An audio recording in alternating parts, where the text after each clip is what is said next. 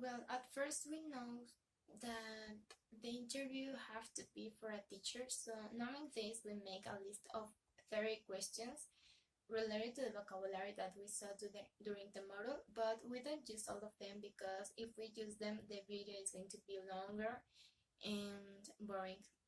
So we just select some of these questions and we use like 7 questions.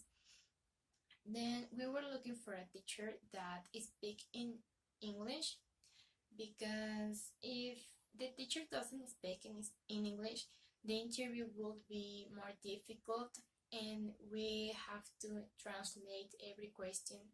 And then we were looking also for a teacher that have the time to make an interview for us, because some teachers were like, sorry, I don't have time, I need to eat, and then I have a class, and then I leave the school. So we need time to make an interview. An interview is like elaborate, so we need time. Then we were looking for a teacher that we know, because only to feel comfortable, because it would be strange to make an interview for a teacher that nobody knows. And that's why we choose our English teacher. He have time to make us an interview. Obviously he speaks in English and we know him. That's why here is the interview.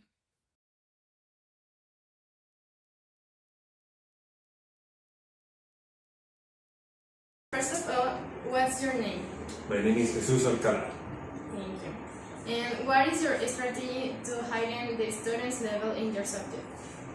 For me, is to get the topics that they like and to work on that. So choose, for example, TV shows or video games, or so the things that the young people like nowadays.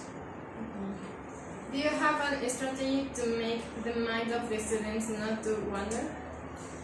Yes, normally to ask them, I ask a lot of questions. So when we are working in different topics, I used to ask them questions. Yes. Do you think you are an inspiration for others? Why? Yeah, this is a difficult question.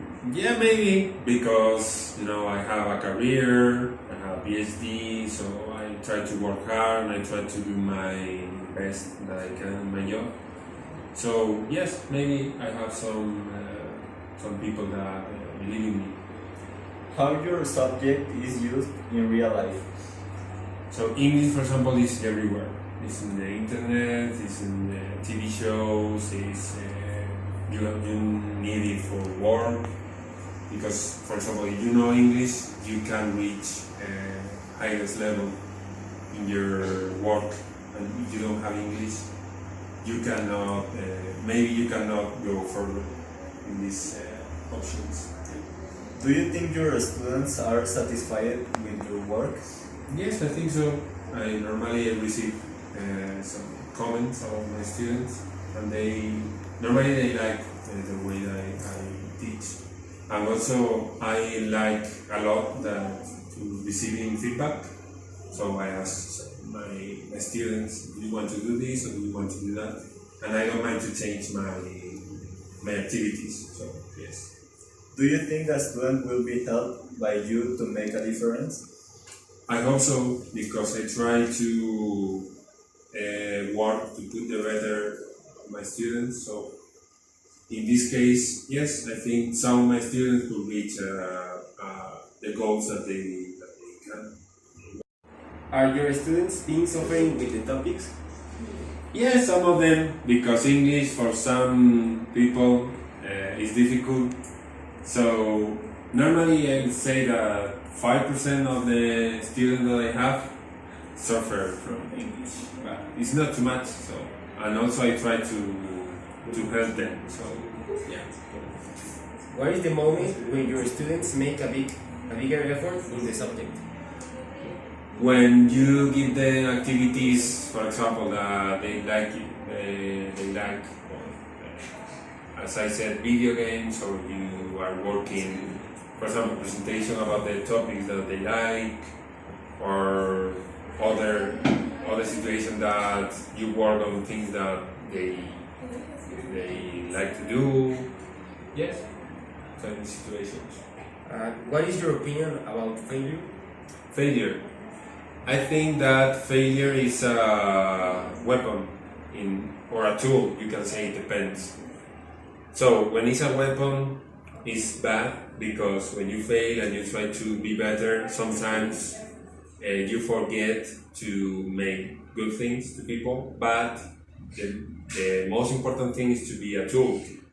Yes, it's not a negative thing, it's a positive thing. So when you have a failure, you have to overcome this failure. You have to try to solve the problem that you have, and if you cannot solve it, you have to pass and go to another problem. Because life is like that, you cannot get stuck in the same problem every time. What are your ambitions for this semester? My ambition is to reach the more students that I can and to teach them the more that I can too. These are my main goals here. How do you get involved with teaching? It's a long story.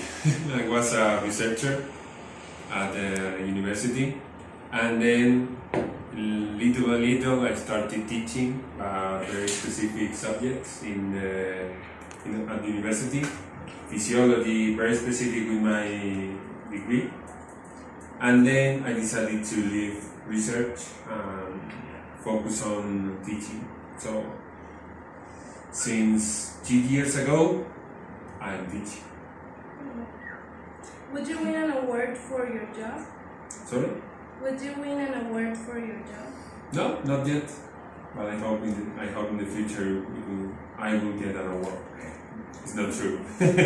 I don't believe in awards. So if you do your job well and you have the opinion of your students, it's enough for me. Yeah. Did you used to get involved in class when you were a student? Yes, a lot. I was the one that is in the front row asking everything. So I discovered if you ask your teacher, you learn more in the class and you have to study less at home. So I recommend you to ask your teacher. Did you used to fulfill your ambitions when you were a student? Yes, I decided to be a biologist because I like nature. So yeah, I think I can say that I fulfilled my ambitions. Yeah. Do you think students should win an award for their efforts?